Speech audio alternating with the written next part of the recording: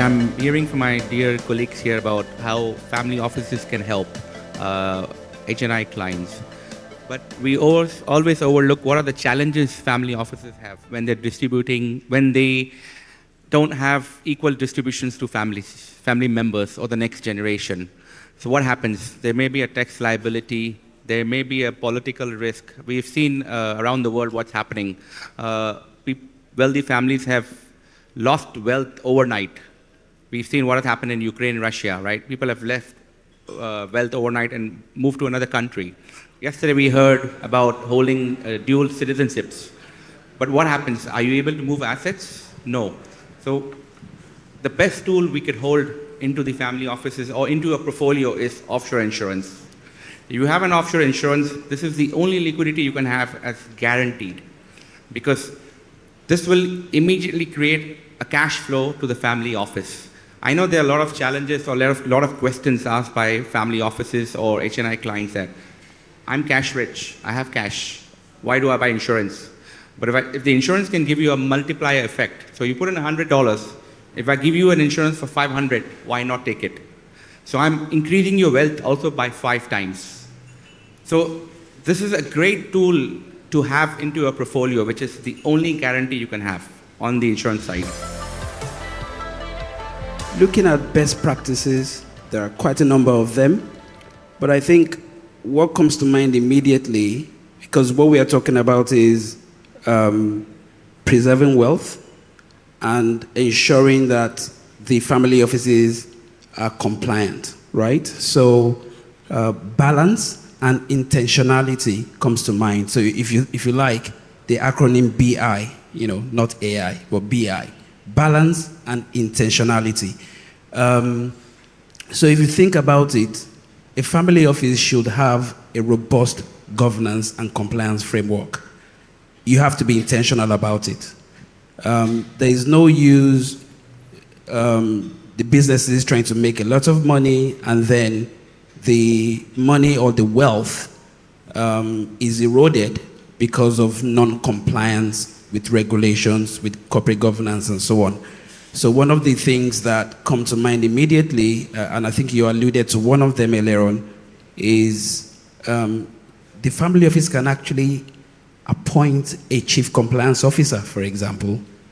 That's being intentional. It may actually come from the family or it may be external.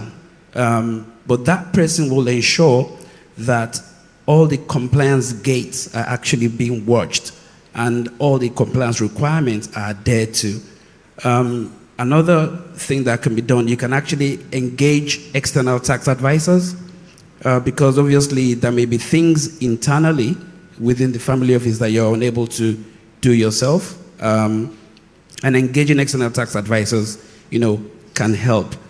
One of the other things that come to mind is being proactive with your tax reporting.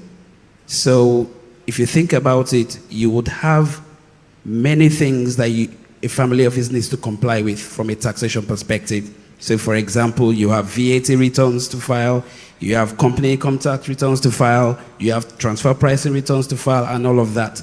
It's about being proactive with those things, because when you're not proactive, if you let the taxman in any jurisdiction come to you first, then you might actually be in trouble and end up eroding that wealth that you're trying to preserve. Something else that comes to mind, and this is now looking at cross-border jurisdictions.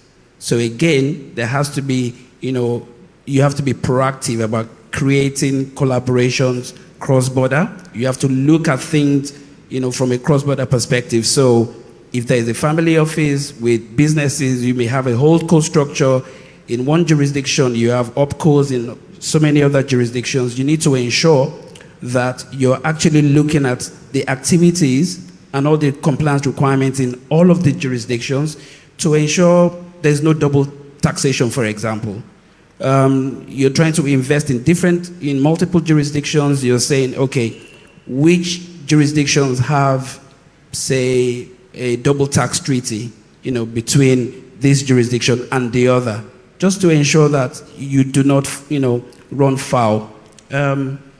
Something else that actually comes to mind is you could actually be more proactive by having internal regular audits. So legal and tax audits. You could do it. Again, it's about being intentional, just to ensure that you're constantly compliant with the governance requirements and compliance requirements. Obviously, there are a number of documents which can be put in place within a family office or a group structure for a family. You've got shareholder agreements, family constitutions, you've referred to family charters, governance policies. You add to that mix trust and wills as well. How do you ensure that those documents are future-proof in terms of and preventing disputes and fragmentation within families? Okay, so there's a lot of documents, and I think the first thing is that it's what is fit for purpose for each family is different, and it really depends on the size of the family, the aspirations of the family, the sort of business or the underlying business that generated the wealth, and all those things.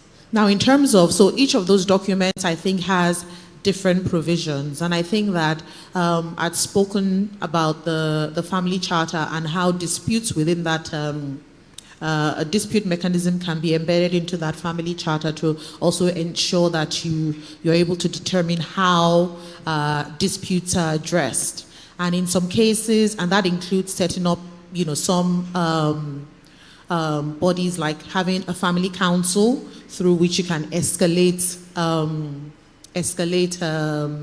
issues to, and then also in some cases there's an advisory board as well.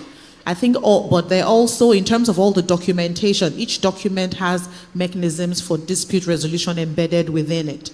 So I think in the shareholders agreement, for instance, there's all sorts of provision. A shareholders agreement, particularly pertains to the business, and you have provisions there regarding one of the major areas of dispute, for instance, is when there needs to be, somebody wants to sell or exit, and there usually be provisions within that as to, it could be like first right of refusal provisions, tag along provisions, those sorts of things that ensure that there's defined rules for how those things are addressed, and the amount of detail in that agreement is what really is the first line against disputes, having those provisions in place. And I think even if I go to what Anil mentioned about insurance, if, for instance, somebody wants to sell out of their shares, then if there's no cash to be able to buy out, then having an insurance earlier on, maybe, for instance, provide that cash to be able to